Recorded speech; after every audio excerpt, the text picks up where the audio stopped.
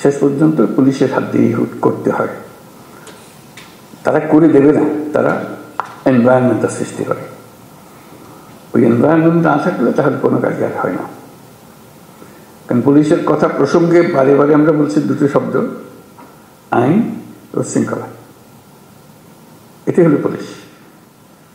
কাজে ওই পুলিশের হাতে এটাকে এক্সিকিউট করা, এটাকে এই পরিবেশ সৃষ্টি করা, আইনের পরিবেশ সৃষ্টি করা।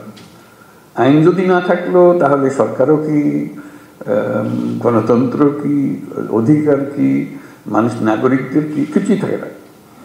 কাজে এটাই ছিল মূল জিনিস, যে আমরা পুলিশকে অবহেলা করে কিংবা পাশ কাটিয়ে গিয়ে দেশ করতে পারবো না।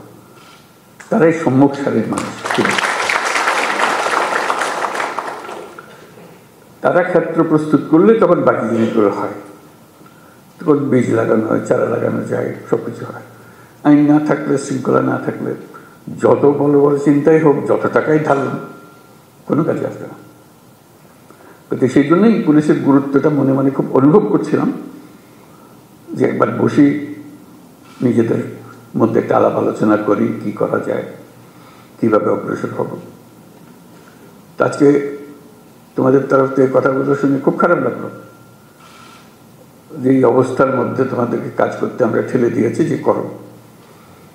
কাজ করার তো একটা পরিবেশ লাগে, সহযোগিতা লাগে, সামর্থ্য লাগে।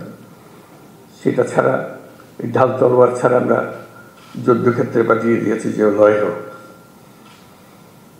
সেই জিনিসটা আমি অবশ্যই পরপরে এটা নিয়ে বৈঠক করবো, সমাধান করতে পারবো যাই না, কোনো জিনিস সমাধান করতে বড় কঠিন জিনিস হয়ে যায়, কিন্তু চেষ্টা করবো যে কি করা যায়।